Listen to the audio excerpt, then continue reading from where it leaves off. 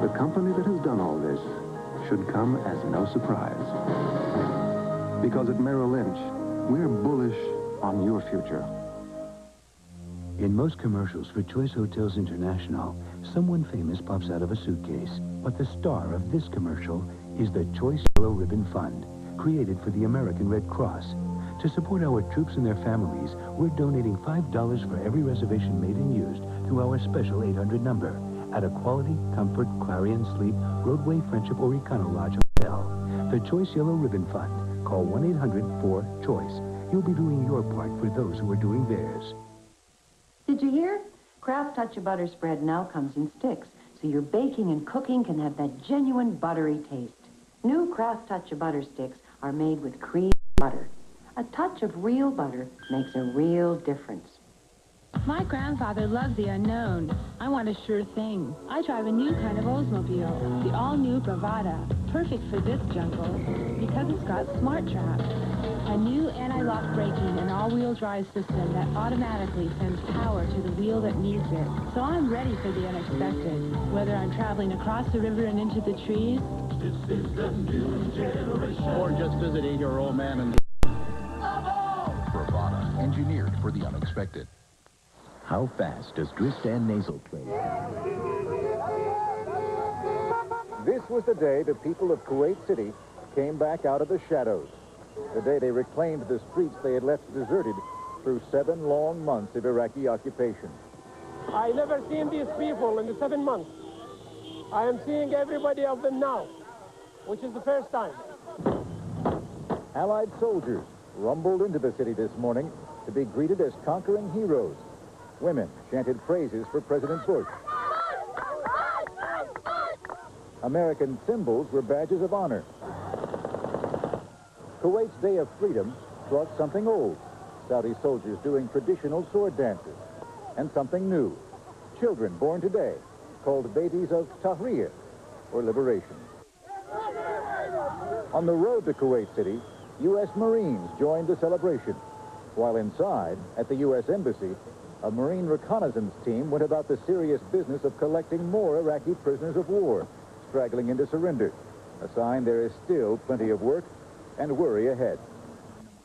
For all the celebration here, there is still terror and loss. Thousands of people are still missing their loved ones, picked up by the Iraqis, and they have no idea where they may be. So they've collected women, children, and young men between the age of 15 to 55. We don't know where they're held. We don't know where they are held. Are they inside Kuwait or are they outside? We don't know. Bitterness and rage spilled out in the celebration. Saddam's image set afire, his currency an object of contempt. For the first time today, Kuwaitis ventured out to see and touch the images of Saddam's control.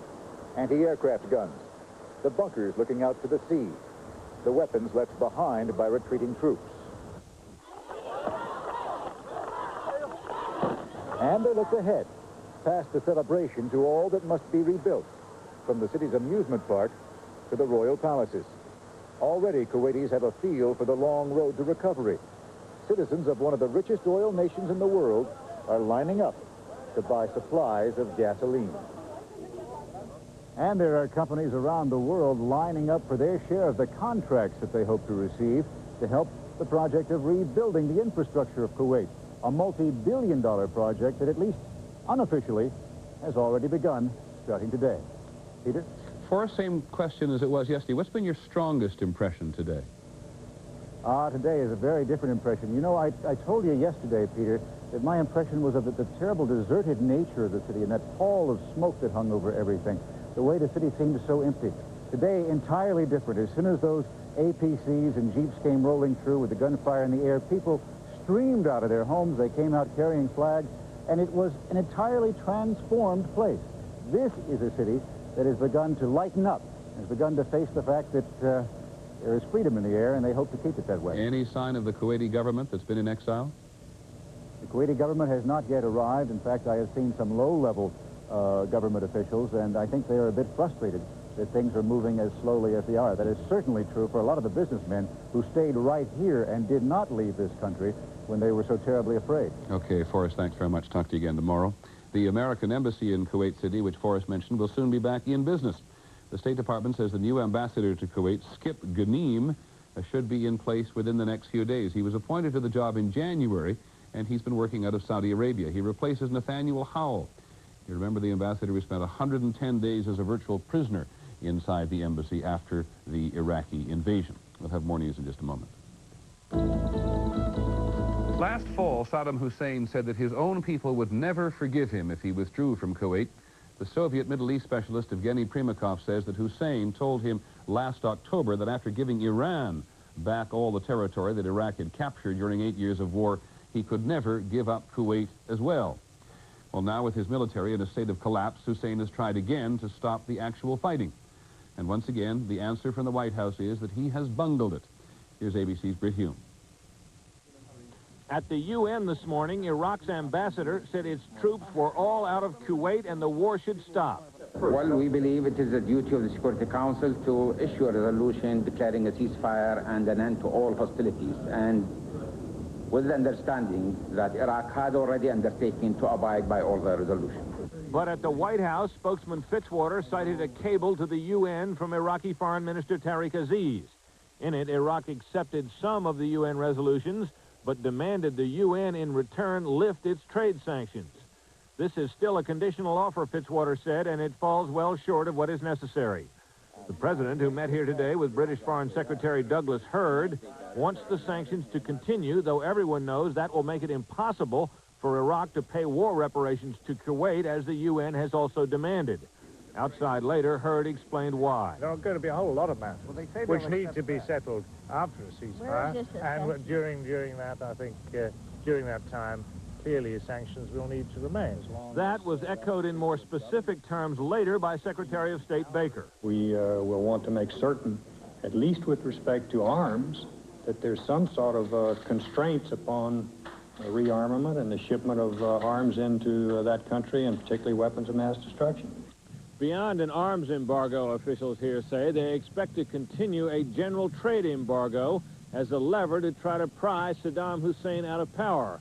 As one senior official here put it, quote, "We would like to do all we can to help the Iraqi people identify the root cause of their problem." Peter? Thanks very much, Britt Hume. At the White House tonight, we'll have more news as our Kuwait military objectives are met. Americans in Kuwait are heroes to the celebrating Kuwaitis. Tonight, diplomats at the United Nations say Saddam Hussein has accepted all resolutions on the Gulf War. Channel 7 News. Good evening. I'm Richard Brown. And I'm Ana Chavez. Tonight, after President Bush announced the end of the war, Saddam Hussein has apparently agreed. A letter from the Iraqi president was delivered to a late session of the United Nations Security Council, and diplomats there say Saddam has agreed to all of the terms outlined in President Bush's speech earlier this evening. Mr. Bush said, "This is not a time to gloat, but to be proud." 7 months ago, America and the world drew a line in the sand. We declared that the aggression against Kuwait would not stand. And tonight, America and the world have kept their word. George Bush told the nation that at 9 p.m. Eastern Time, the Allied attacks would stop if and only if Iraq released all prisoners of war and Kuwaiti detainees, and if the Iraqi military told authorities about the location of land and sea mines and accepted all 12 UN resolutions. The coalition calls upon the Iraqi government to designate military commanders to meet within 48 hours with their coalition counterparts at a place in the theater of operations to be specified to arrange for military aspects of the ceasefire. Then tonight, there is word from the United Nations that Iraq has accepted all terms. There is no word yet on the military arrangements for the ceasefire. Richard? Thousands of jubilant Kuwaitis are back in the streets tonight, Thursday morning their time, picking up the celebration that began on Wednesday. They sped through city streets, honking horns, waving Kuwaiti flags. They lined the boulevards, cheering and chanting pro-American slogans. USA! USA! USA! This is a great celebration. It's a Liberation Day. We call it Freedom Day. It's all the Kuwaitis are free now. I'm free. I'm free. I must be free. Recently erected posters of Saddam Hussein fell victim to flames and gunfire, and amidst it all were the grim reminders of the rebuilding that will begin soon. The 100-hour ground battle for Kuwait was so swift and so decisive, and the casualties were so few, that many are saying this is a history book lesson in how to fight a war. The author of the military success, or one of them anyway, was General Norman Schwarzkopf. The coordinated effort of air, artillery, armor, and men brought Iraq to its Very knees. early on, we took out the Iraqi Air Force.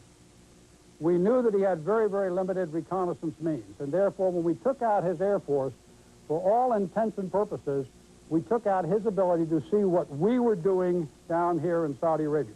When we knew that he couldn't see us anymore, we did a massive movement of troops all the way out to the west, to the extreme west, because at that time we knew that he was still fixed in this area with the vast majority of his forces, and once the air campaign started, he would be incapable of moving out to counter this move, even if he knew we made it. The result was a pinching effort, allowing all the Allied forces to move east toward the Gulf, effectively cutting off the Iraqis from any retreat north. Troops still in the Gulf are taking news of an Iraqi concession with a grain of salt. They say they'll believe it when they see it. On the home front, family and friends are hopeful. Channel 7's Carol Ivey has that report. God bless the United States of America. At the final, a bar about a block from the Presidio of San Francisco, the mood was thoughtful. Many people in the military come here, and they'd come tonight to hear President George Bush announce that a ceasefire in the Persian Gulf is imminent. I think it's great. Our guys and ladies went over there and did a great job, and we want them home and want them safe. The president evidently knows what he's doing. I'm glad it's over as quick as it was. I'm really sorry we even lost one person, but thank God. Although the president remarked on how swiftly the ground war was over, 100 hours since the time it began, those were exceedingly long hours for the families and friends of the men and women who fought the battles. Word that the battles might be over spread quickly at the Presidio. Just as quick were the reactions of military families. I will feel very happy when everything's over with.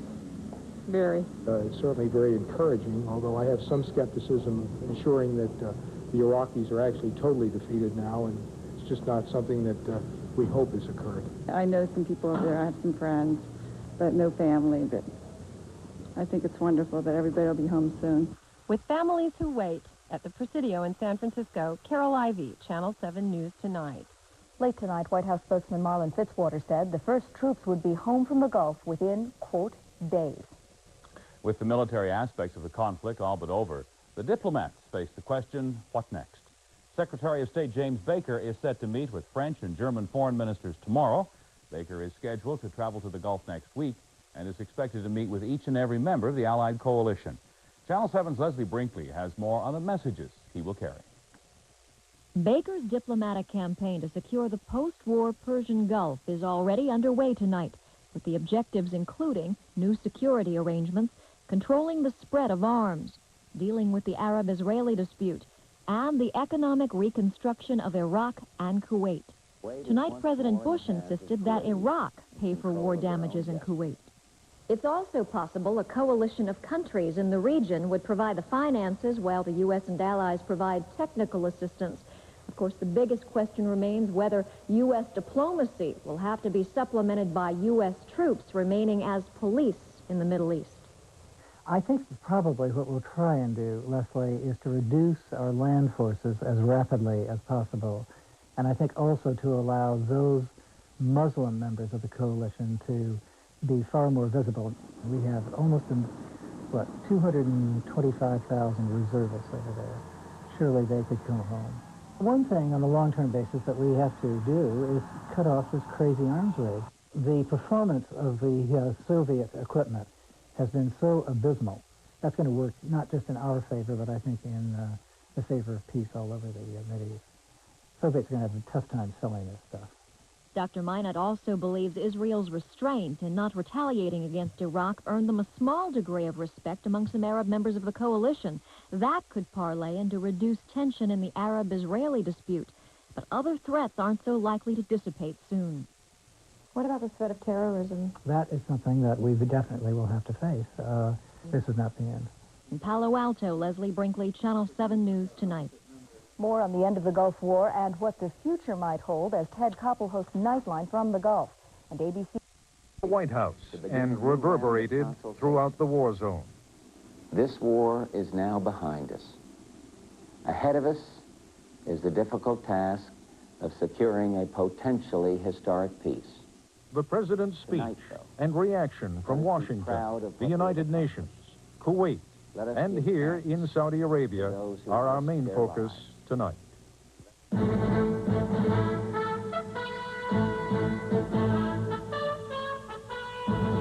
This is ABC News Nightline. Reporting from Saudi Arabia with the latest on the Gulf War, Ted Koppel.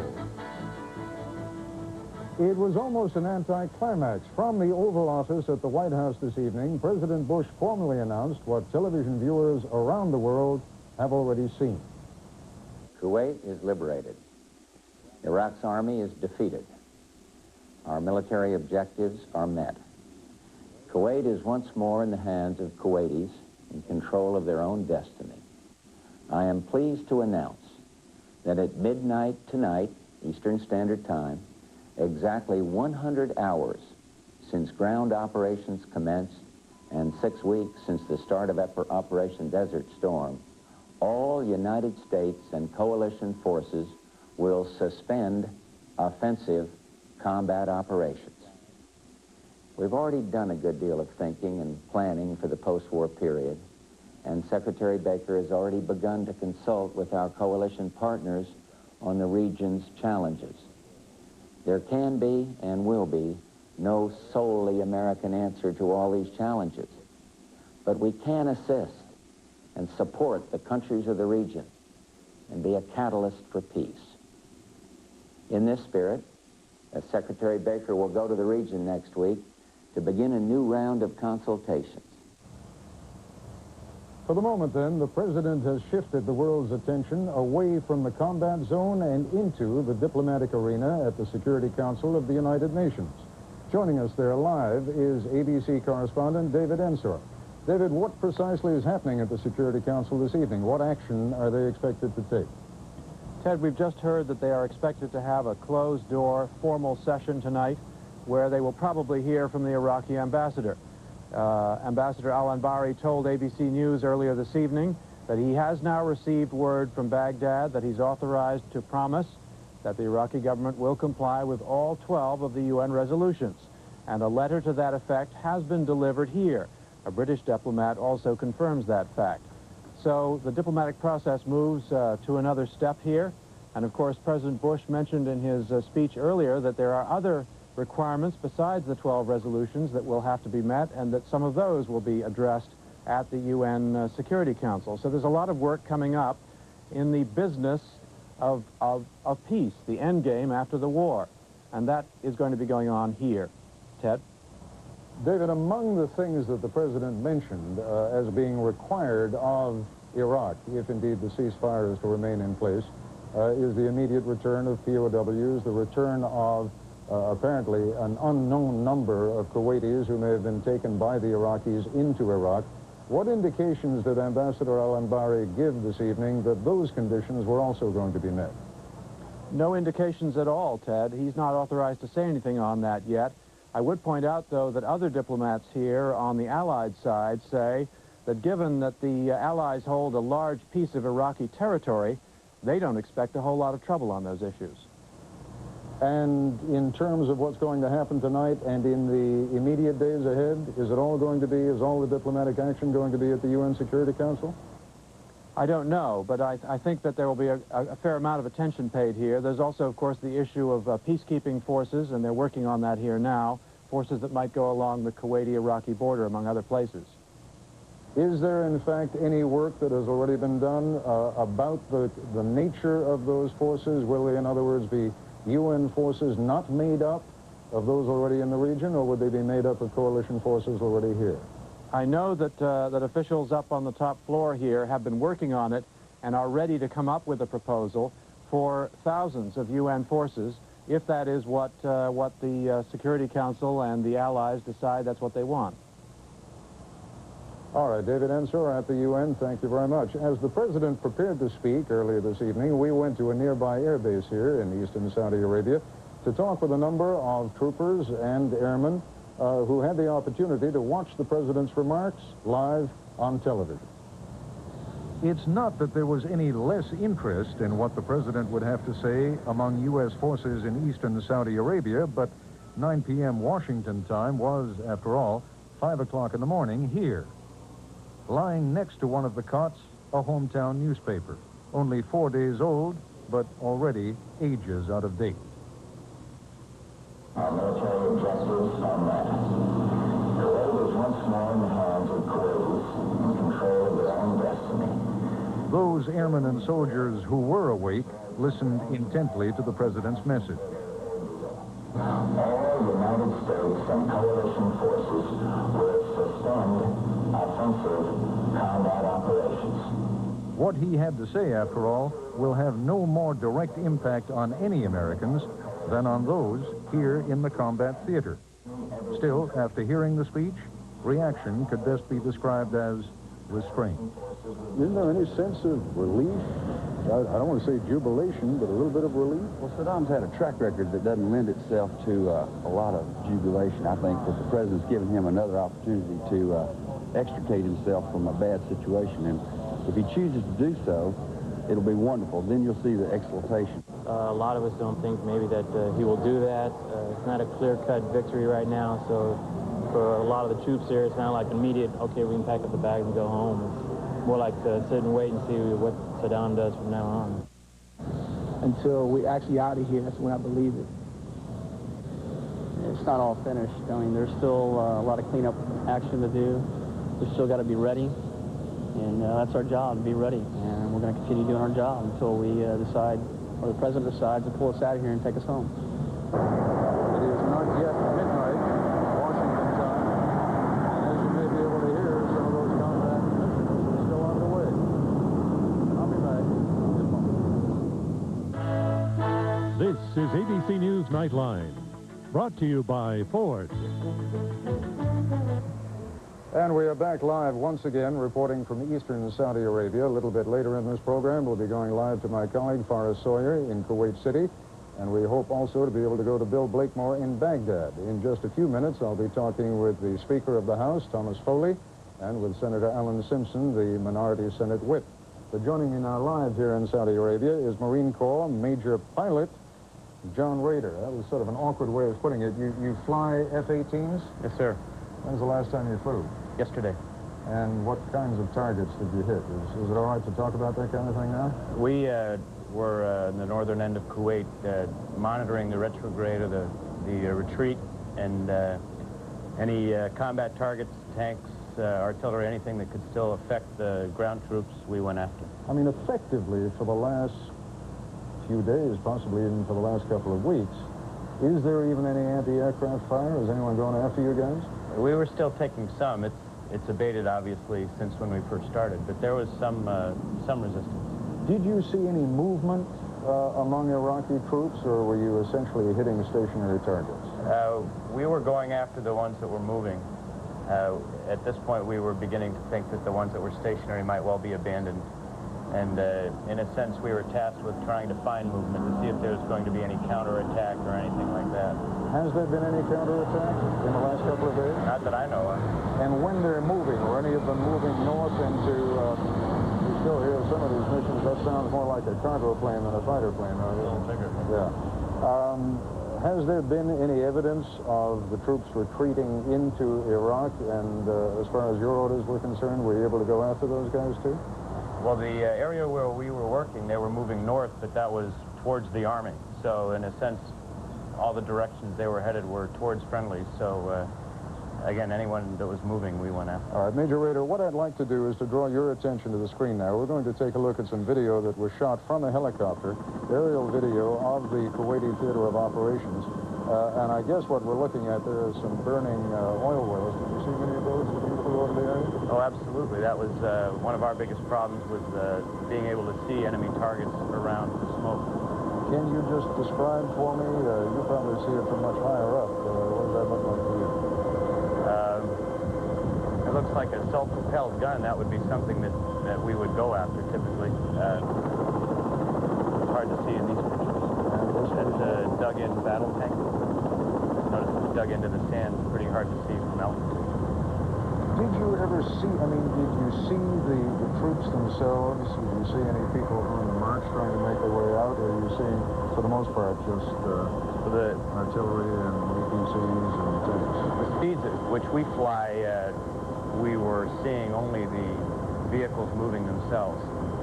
We could pick up both sides and could monitor the good guys and the bad guys. Now, it looks like a tremendous amount of damage was done there. That looked like some kind of storage oil tanker or something. Yeah. And can you tell what this is? I have no idea what that is. I can't either. Let me just ask you very quickly. You've now heard what President Bush had to say.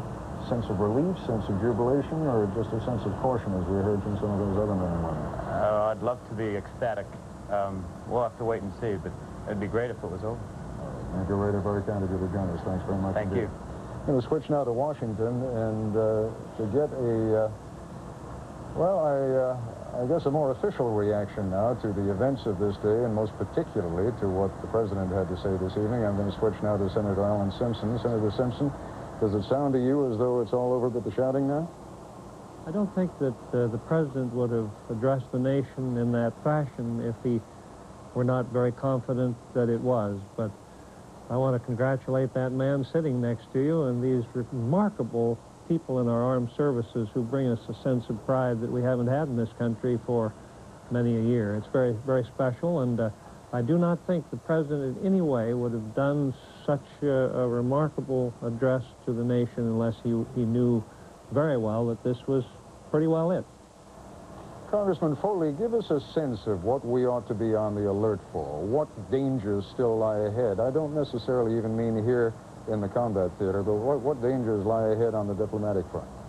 Well, it appears that Iraq is ready to agree to the UN resolutions, and that will bring the beginning, at least, of the end of this whole long process of several months.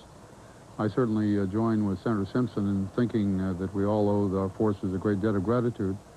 But the difficult part of establishing the peace in the region and the security arrangements that must protect the region from further risks such as the one brought about by Saddam Hussein may be a more difficult problem. And the United States and the coalition acting through the United Nations will attempt to establish some principles of arms restraint and attempt to encourage a settlement of long-standing disputes between Israel and Palestinians and others in the region. And we can only hope that the splendid military victory will be followed by impressive diplomatic success, but that remains to be seen. How Iraq will be governed, I don't think we would be wise to attempt to occupy Iraq or to establish a government there under UN or under coalition sanction. But if Saddam Hussein does not bring any under attack any other countries, he has to face his own people and explain to them why he's brought them to this condition of ruin. So there are many difficult problems ahead. Senator Simpson, let me ask you, one of the unspoken items on the agenda has seemed to be, over the last couple of weeks, the overthrow of Saddam Hussein, perhaps not directly, but by putting so much pressure on his military and putting so much pressure on the country that the Iraqis themselves would do it. At the moment, that appears to be an unfinished piece of business. Is it still something that can be achieved, do you think? And should it be? I don't know, but certainly we shouldn't galvanize all of our efforts to do that. In this situation, this man is going to be known as the biggest loser in the annals of the history books. And if he can survive after that, a total failure, a total series of miscalculations from the very beginning, I think all the world will be dumbfounded. He won't last long, and our job is, I agree with the speaker, Tom is correct, we're not to be there as the policemen of the world, but we've certainly shown the world that if another nation just slips across its borders and slaps a neighbor down, that's not the way we're going to do business in the world. It's a good tone to set and leave that country, leave its boundaries, It contains the cradle of civilization, Mesopotamia, Nineveh. Let's, you know, instead of the Iraqi propaganda ministry, let's have the Iraqi tourist industry start to put them back together, and people will feel free to go there and visit this cradle of three religions. Speaker Foley, a final question for you. Before the air war began, there were a great many people who said, let the sanctions work. In retrospect now, and it has been, of course, an enormously successful military operation, do you still think those people were right? Do you think it could have been achieved without all the bloodshed? And there has been mercifully little on the Allied side, but a great deal on the Iraqi side. Well, history doesn't disclose its alternatives. I think the vote that was taken in the Congress was one that should have been taken, gave constitutional meaning and support for the president's actions. If it had gone the other way and we had sanctions for a period of a year or so, Saddam would have been weakened. It might still have been necessary to engage in the military effort. But the important thing is that after the Congress acted, a majority voting to give support for the president to conduct military operations, the ranks of the Congress were closed. In addition to having the support of constitutional authority, the president had a united country and a united Congress. And I think that was one of the things that brought about a successful prosecution of this war. The question now remains, can we provide that same unity and focus and determination and common effort in addressing the problems of peace? I hope we can.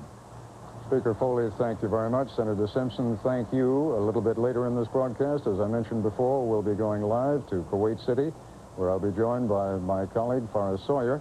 But when we come back, we'll take a brief look at how the theater commander, General Norman Schwarzkopf, planned Operation Desert Storm and how he himself... And we are back live again, reporting from Eastern Saudi Arabia. The location may change, but sometimes the message does not. I'd like to warn our affiliates down the line that since we have just made contact with our correspondent in Baghdad, and we'll be going a little bit later in this program to our correspondent Forrest Sawyer in Kuwait City, joining him live there. We're going to be running over a little bit tonight. First of all, though, however, to Baghdad. And Bill Blakemore, I wonder whether the message that President Bush delivered to the nation just about 3 hours ago now, has that message reached Baghdad, and what is the reaction there? It certainly has reached Baghdad. We were awakened at first light this morning by small arms fire around the city, machine guns being fired in the air. But they haven't heard it yet from any Iraqi officials or from Baghdad radio. So it would seem obvious that they were listening to VOA, the Voice of America, or the British Broadcasting System. The word is clearly around the city. Everybody's heard it, but they haven't heard it yet from Iraqi leaders. I mean, beyond the fact, and it's a major beyond the fact that I'm mentioning here, beyond the fact that, of course, thousands of Iraqi men have been dying, this has been a huge defeat for the Iraqis. So when you say there is celebration, are they simply celebrating that the dying is going to end and that the bombing is going to end, or are they still under some kind of an illusion, do you think, that some kind of a victory has been won by Iraq? No, I don't think there's any illusion. The news has been fairly clear in the last few days about what the military situation is. People here are desperately happy, I think, that the war is over and that the bombing is stopping. We had ferocious bombing here last night. There is another sense, though, Ted, in which people have been saying to us here in Iraq for a long time that, in a sense, there was a victory for them from the beginning just because they held out against 28 nations. But that is for the rhetoric and the discussion to sort out in the next few days as they realize what happened here. I would suspect that a lot of that high emotion, which this traditional expression of firing into the air brings forth, was just relief that it's over. Well, there are still some bizarre comments coming out of Baghdad, and this one came out. I don't know whether it was in response to President Bush's speech, but it came out over Baghdad radio after President Bush made his speech. They said Iraq would not bow its head to anyone and was as sharp as the edge of the sword. Now, you are extremely familiar with the flourishes of Arab rhetoric. Should we read anything into that at all? At the moment, I would say no, because if it came out so soon after it, it was certainly at first light here this morning. It's hard to sort out whether that was really, in fact, a response. I think we should wait for a little while to see what the first clearly post-announcement response is going to be. Do you expect to hear anything from any of the senior officials, perhaps even from Saddam Hussein himself? We're hoping to. but we expect it could easily be a few hours before we hear anything. I suppose there will be an announcement. There has been 1 or 2 announcements each day for the last 3 days as we've been going up and down on whether there was going to be a ceasefire. It seems to me unlikely that they'd be able to go much longer before saying something. All right, Bill Blakemore in Baghdad, thank you very much. It has been first in the air and then later, of course, on the ground, an extraordinary operation, unprecedented in its effectiveness. Correspondent John Lawrence now reports on how the war was won and on the man perhaps most responsible for winning it. The war was won by a combination of factors: firepower, mobility, aggressiveness, deception, technology, and especially courage and clever planning. The chief architect of the operation, General Norman Schwarzkopf, explained today how it was done. As you know, very early on, we took out the Iraqi Air Force. We knew that he had very, very limited reconnaissance means, and therefore, when we took out his Air Force, for all intents and purposes, we took out his ability to see what we were doing down here in Saudi Arabia. Once we had taken out his eyes, we did what could best be described as the Hail Mary play in football. I think you recall when the quarterback is desperate for a touchdown at the very end, what he does is he steps up behind the center, and all of a sudden, every single one of his receivers goes way out to one flank, and they all run down the field as fast as they possibly can and into the end zone, and he lobs the ball. In essence, that's what we did.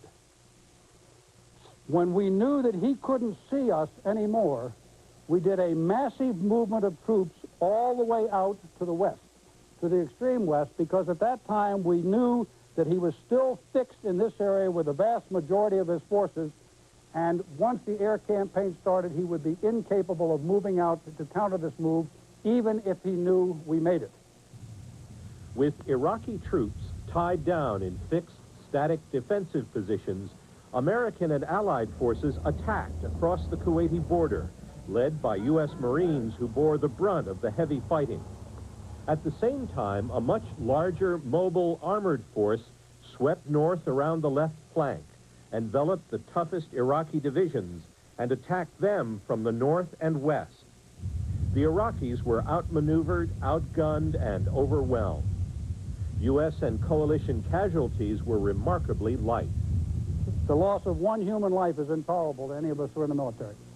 But I would tell you that casualties of that order of magnitude, considering the job that's been done and the number of forces that are involved, is almost miraculous as far as the light number of casualties. It'll never be miraculous to the families of those people, but it is miraculous. One of the reasons for the timing of the ground campaign was the situation in Kuwait. It was time to act. Iraqi troops were kidnapping people, setting fire to the oil fields, and blowing up Kuwait City. But that pales to insignificance compared to the absolutely unspeakable atrocities that occurred in Kuwait in the last week. They're not a part of the same human race. The people that did that the rest of us are. I've got to pray that that's the case. General Schwarzkopf was asked his opinion of Saddam Hussein as a military strategist. He is neither a strategist, nor is he schooled in the operational art, nor is he a tactician, nor is he a general, nor is he as a soldier. Other than that, he's a great military man. I want you to know that. Finally, the general was asked if he was worried about being prevented from accomplishing all his military objectives by a ceasefire.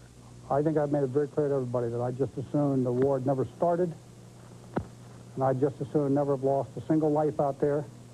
That was not our choice.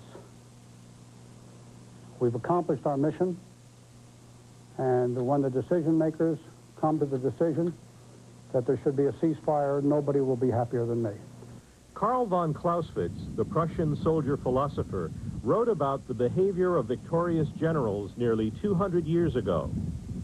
Nothing seems more natural to them than to stop the combat as soon as the honor of victory is achieved, and to regard all further carnage as unnecessary cruelty.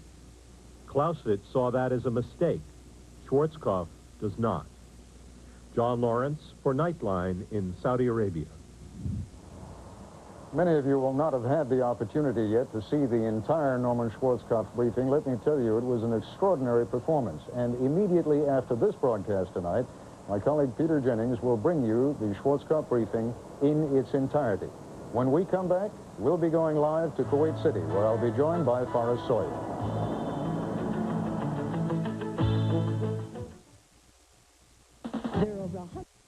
Forrest Sawyer has been reporting live from a newly liberated Kuwait City, and he will be joining us live in just a couple of minutes.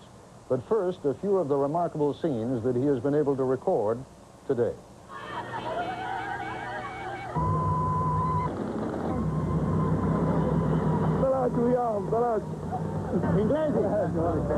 Inglesi, to the commander, what are you excited about? Because we get to be able to clear and clean Kuwait from the rats. How important is this day? This is very important. This is a big day of my life. Please, what do you need? Tell me what you need. Maybe this will help. Tell me what you need. We need to know where they took all the Kuwaitis for the past 2-3 weeks. And what have they been doing? Yes, and we don't know which prison. Are they in Kuwait or are they outside? In the mosque. They were praying in the mosque, and they took them from the mosque. That is what we want to know, is the location of those children, young boys.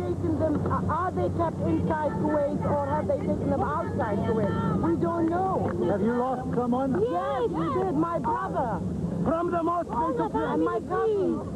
And you've lost? Yes, my cousin. All my relatives. They're just worried about all the people who are the prisoners that were taken, because every family has someone there now. 5 days ago, around 4,000 women and children and again. We don't know anything about them. So they've collected women, children, and young men between the age of 15 to 55. And I hope I see my husband and see his son. You will. Can I say something, please? I'd like just to take this opportunity to thank all the American people and to thank Mr. Bush and all the American Army in USA. Thank you.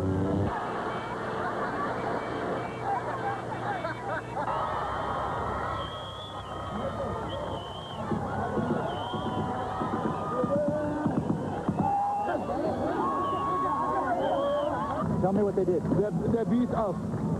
They put the cigarette in our bodies. And they put some, our friend, some iron.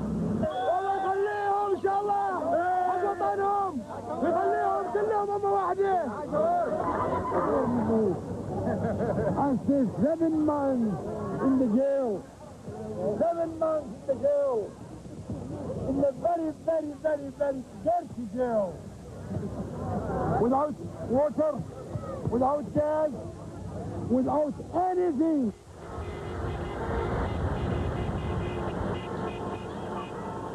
With so much damage, can Kuwait rebuild itself? Yes, definitely. We have the will to do it, and we will do it. Mainly, we're talking about technical things, because of buildings are easy. We hope Saddam falls, and we couldn't say the words for 7 months. We just want to tear all the money that we have. Do you want Saddam tried for war crimes? Well, I want to see him hanged, that's for sure.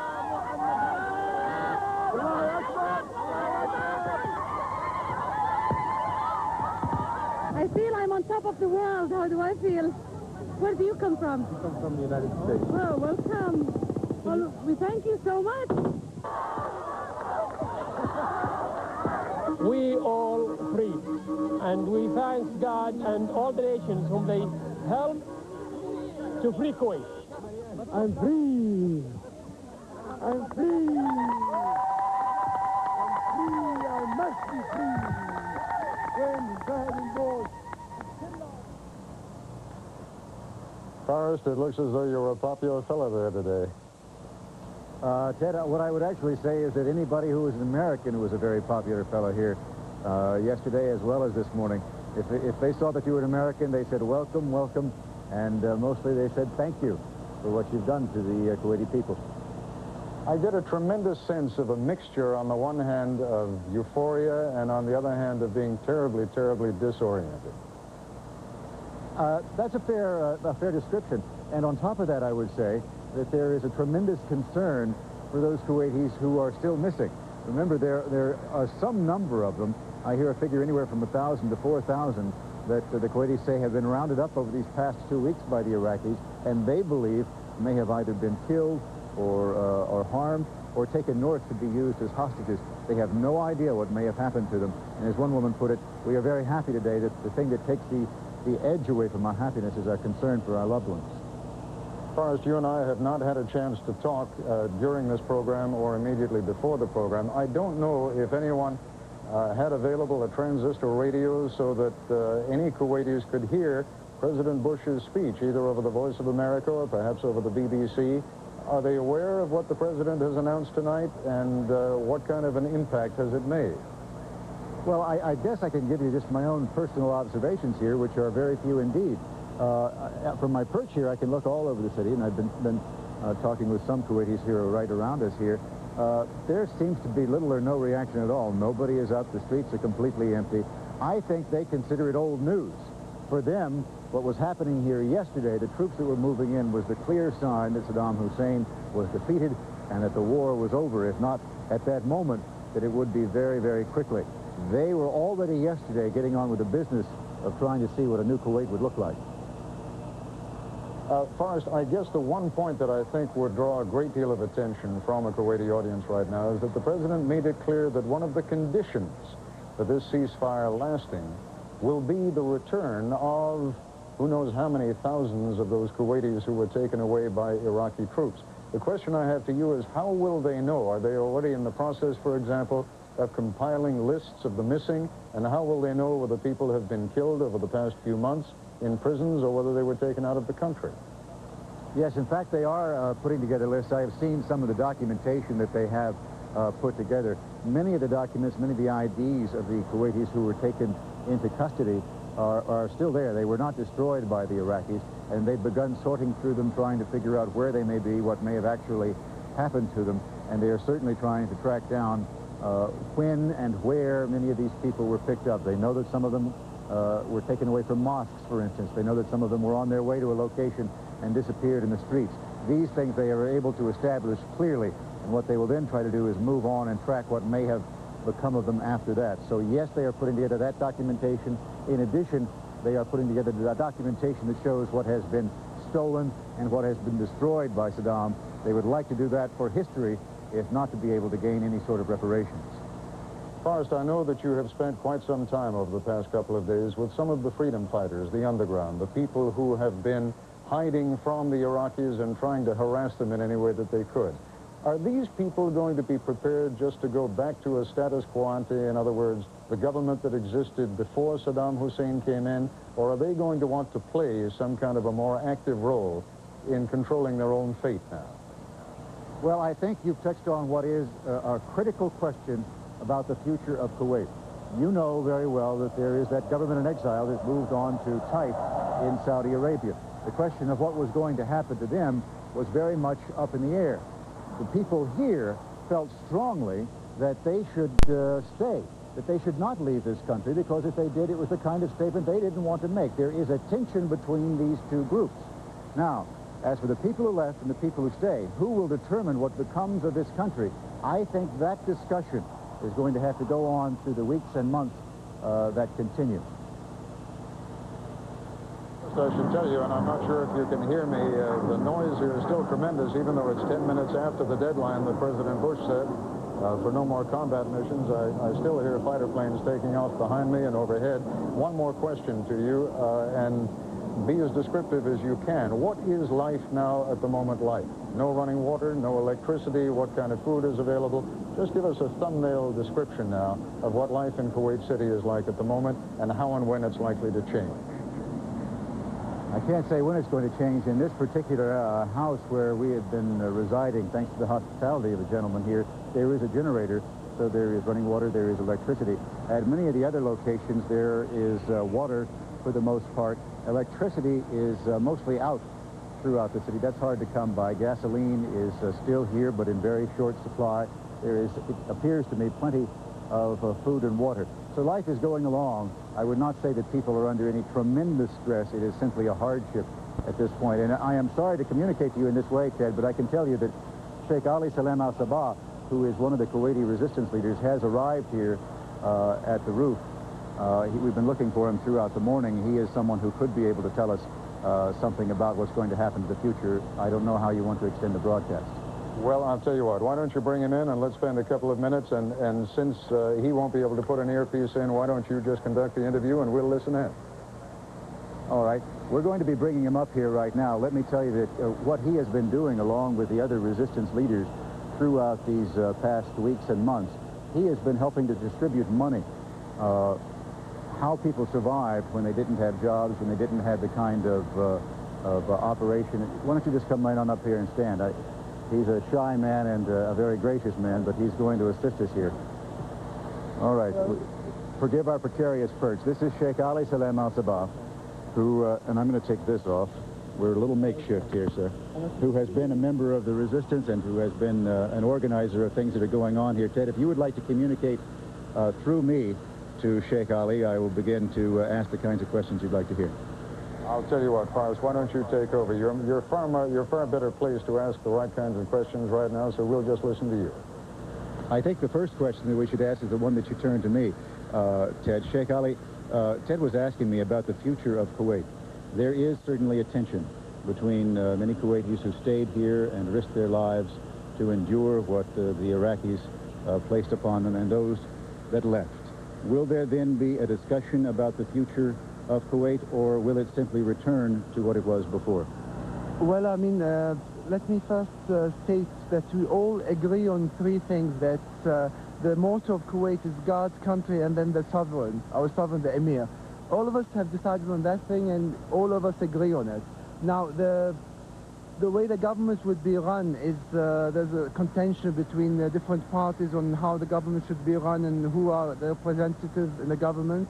Now, that should be settled later, and there's a little bit of worry inside the country that people outside don't seem to comprehend what we have been through, and that they'll come back to the old systems of political rivalry and parties and all different aspects of things.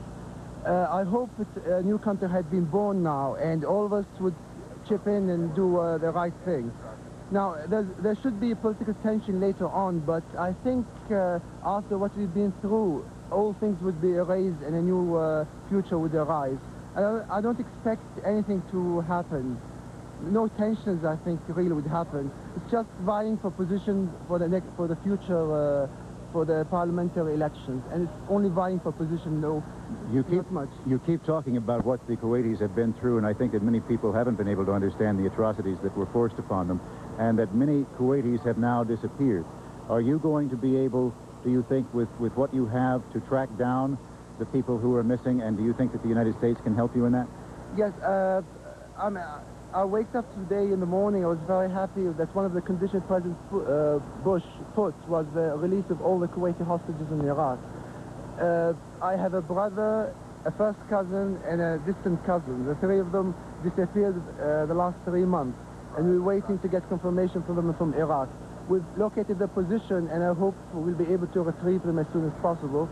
Now, Kuwait is small, and we could easily, but the thing is the communication between the parties in Kuwait had been lacking before because of the coordination. Now it should, when there's peace in the country, we should be able to get lists of people that are missing, and we should be able to speak with the Iraqis about them. We heard, as we were outside of Kuwait in these past 2 weeks and during the period that the war was proceeding, Sheikh Ali, that the Iraqis had been rounding up people, that they had been executing them, that they had been torturing them in these last days of the war. Was that going on? Well, there's two friends of mine. One is a distant relative that was executed in front of his house, and I saw that in front of my eyes. I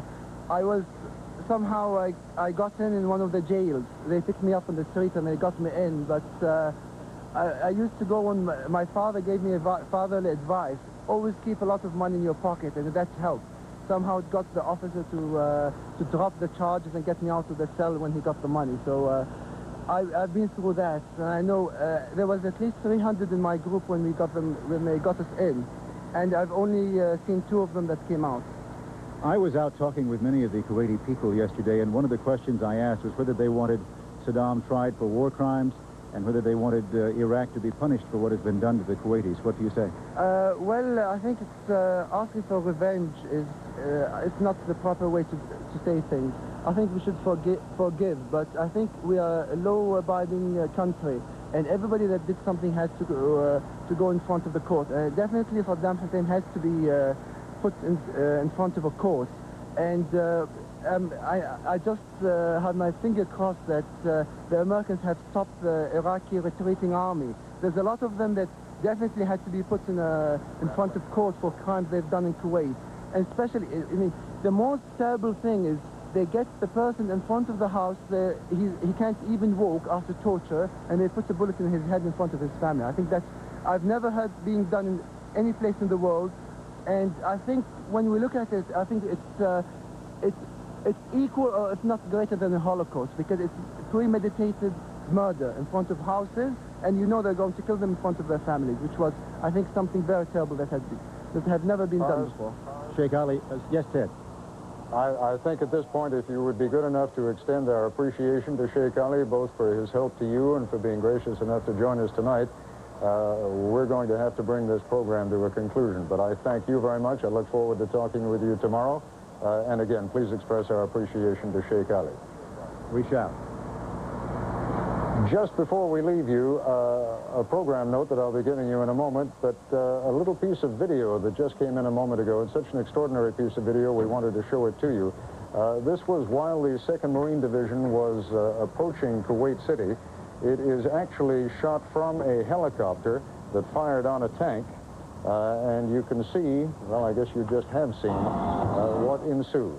As I told you earlier, immediately after this program, Peter Jennings will be bringing you the complete Norman Schwarzkopf briefing of earlier today. If you have not heard it, and if you can stay up that late, I recommend that you do. It is well worth hearing. Quite an extraordinary performance. For the moment then, for all of us here at ABC News in Eastern Saudi Arabia and throughout the rest of the world, I'm Ted Koppel. Good night. This has been ABC News Nightline. If you wish a videocassette version of Nightline, the cost is $14.98, plus $3.95 shipping and handling. If you wish a printed transcript, please send $4 to 267 Broadway, New York, New York, 10007. Nightline is a presentation of ABC News. More Americans get their news from ABC News than from any other source. America's watching ABC. Into the Night, starring Rick Dees, will be seen in its entirety following this from ABC News. This is a Gulf War special. Now reporting from New York, Peter Jennings. We are fairly sure that at some point earlier today you have seen some of the military briefing which General Norman Schwarzkopf gave in Saudi Arabia earlier today. It was the most complete description given so far of how the U.S. and its allies planned the war against Iraq and conducted it. We thought that those of you who were at work or otherwise engaged earlier today might like to see the whole thing. So here it is. Good evening, ladies and gentlemen. Thank you for being here. I promised some of you all a few days ago that as soon as the opportunity presented itself, I would give you a complete rundown on what we were doing and, more importantly, why we were doing it, the strategy behind what we were doing. I've been asked by Secretary Cheney to do that this evening, and so if you will bear with me, we're going to go through a briefing. I apologize to the folks over here who won't be able to see the charts, but we're going to go through a complete briefing of the operation.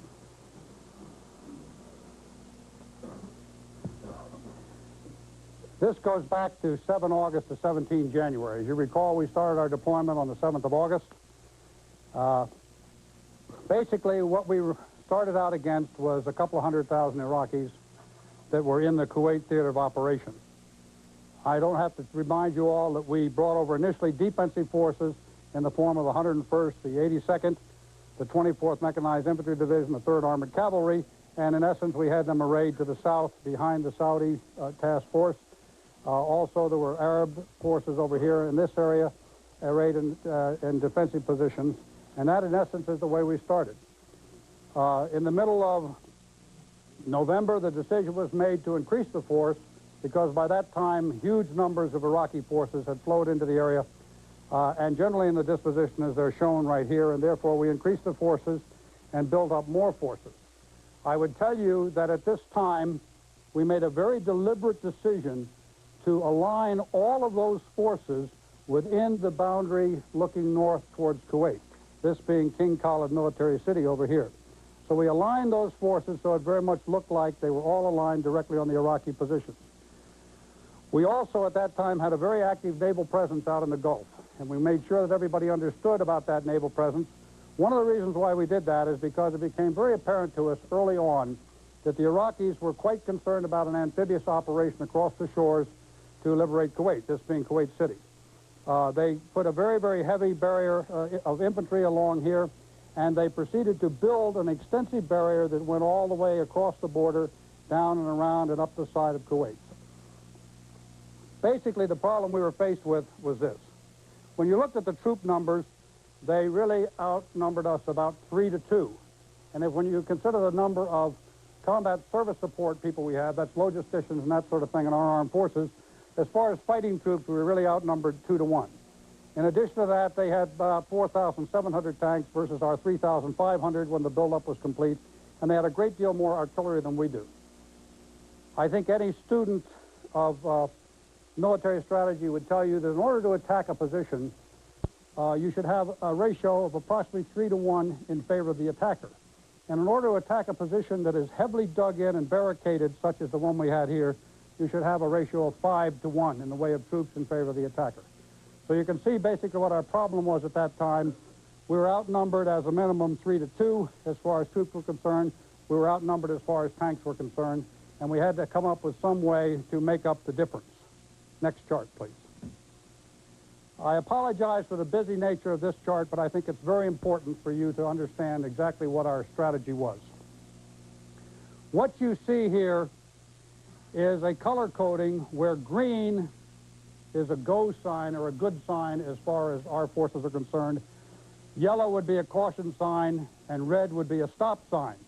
Green represents units that have been attrited below 50% strength. The yellow are units that are between 50 and 75% strength, and of course the red are units that are over 75% strength. What we did, of course, was start an extensive air campaign, and I briefed you in quite some detail on that in the past.